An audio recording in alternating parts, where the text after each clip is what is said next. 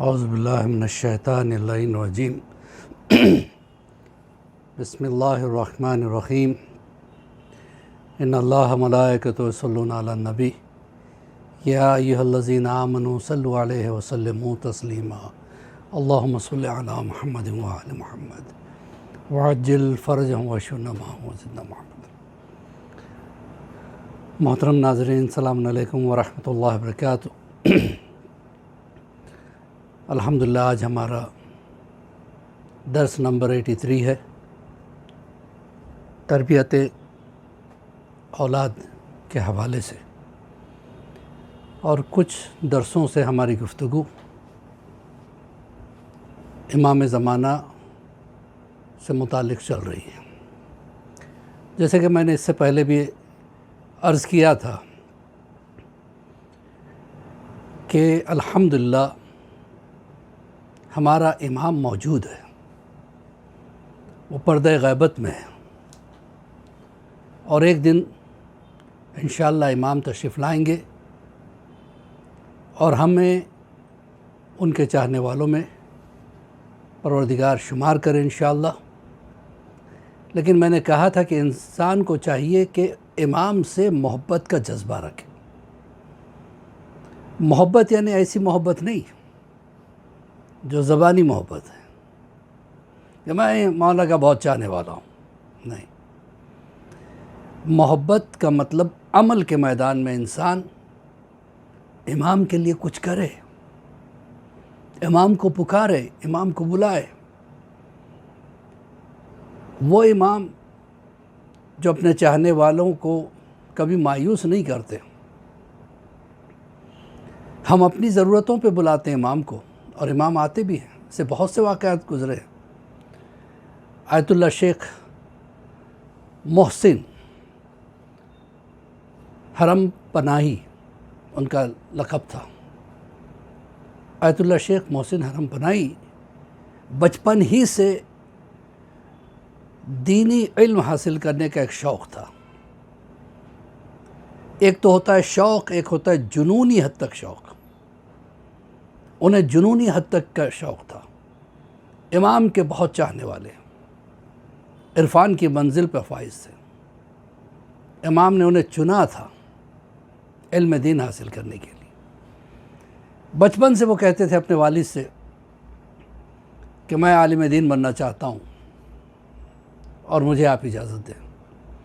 والد خلاف تھے، انہوں نے کہا نہیں، میں تمہیں اجازت نہیں دے سکتا، اس لیے کہ آج مولوی حضرات کی کیا زندگی ہے، مفلسی کی زندگی ہوگی، نہ تمہارا کوئی اپنا گھر ہوگا، نہ اپنا کوئی کاروبار ہوگا، غربت کی زندگی گزارنی پڑے گی۔ آیت اللہ نے کہا کہ نہیں، بس آپ مجھے اجازت دے دیجیے، مجھے کیسی زندگی ملتی ہے تو میرے مولا کے ہاتھ میں ہے۔ کہا کہ نہیں، میں تمہیں اجازت نہیں دے سکتا۔ یہ روتے تھے، گڑ گڑاتے تھے۔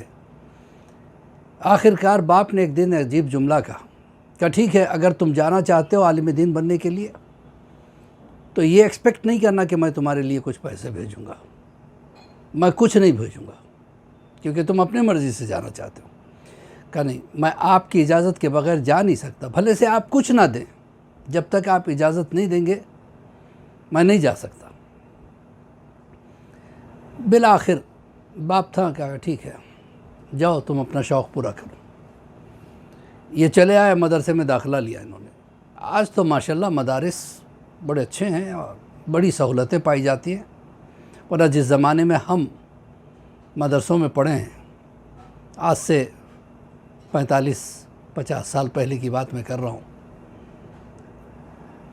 جس زمانے میں ہم جو ہے نا مدرسوں میں پڑھتے تھے، اس وقت جو ہے نا ایسے گورنمنٹ سے مدرسے کو کوئی خاص مدد نہیں ہوتی تھی۔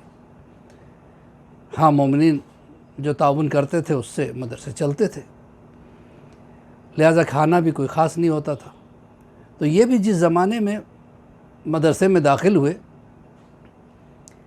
کوئی چیز کی سہولت نہیں تھی، حتیٰ کہ سونے کے لیے بستر نہیں تھا، بیٹھ کے پڑھنے کے لیے فرش نہیں تھا، ٹھنڈی زمین پہ بیٹھ کے پڑھا کرتے تھے۔ ان کے پاس ایک چادر تھی، اسی چادر پہ وہ لیٹ جایا کرتے تھے۔ اب قم کی سردی، اور اس زمانے میں جو ہے نا سردیوں کے موسم میں ایران کافی سرد ہو جاتا ہے، مشہد تو اور زیادہ سرد ہوتا ہے، تو یہ ایک چادر بچھا کے اس پہ ایسے سو رہے تھے۔ اچانک ان کے والد چلے آئے، بیٹے کو اس حالت میں دیکھا، بہت خراب لگا انہیں، اور خوب ڈانٹا، خوب ڈپٹا، کہا تم اس حالت پہ رہو گے یہ میں نے سوچا بھی نہیں تھا، میں تو سوچ رہا تھا کہ تم مولوی بننے کے بعد غریب بن جاؤ گے، تمہیں تو ابھی سے غربت مل گئی ہے۔ بہت کچھ کہا، یہ خاموش سنتے رہے۔ ڈانٹنے کے بعد والد تو چلے گئے۔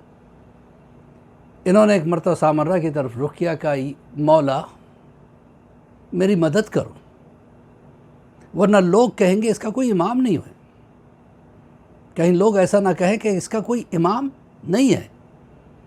اب یہ کہا ہی تھا، اتنے میں دروازے پہ دق الباب ہوا۔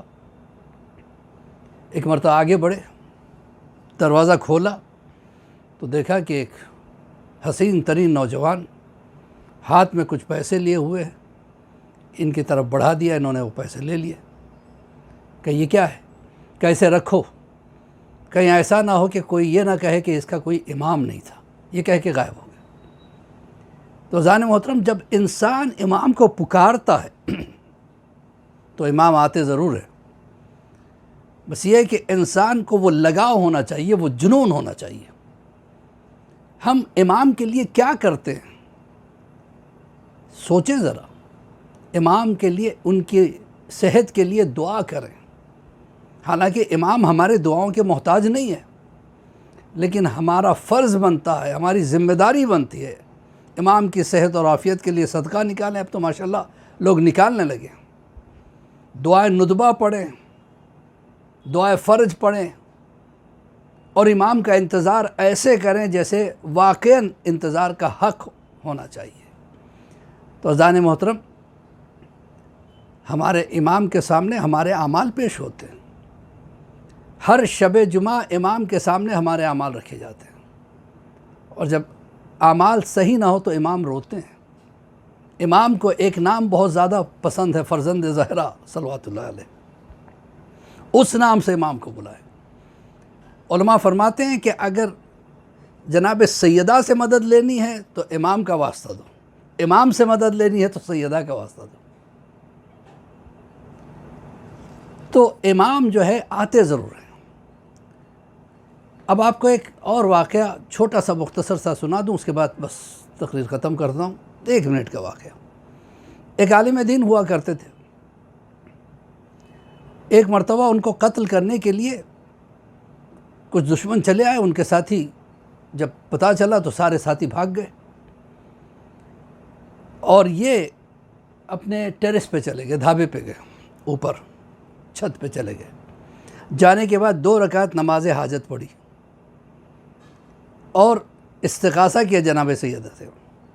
2 رکعت نماز حاجت پڑھ کے سجدے میں گئے، 100 مرتبہ یا مولاتی یا فاطمۃ غسنی، پھر رائٹ چیک زمین پہ رکھے، پھر اس کے بعد کہے یا مولاتی یا فاطمۃ غسنی، پھر اس کے بعد لیفٹ 100 مرتبہ، پھر پیشانی رکھ کے 100 مرتبہ، اور دعا کریں۔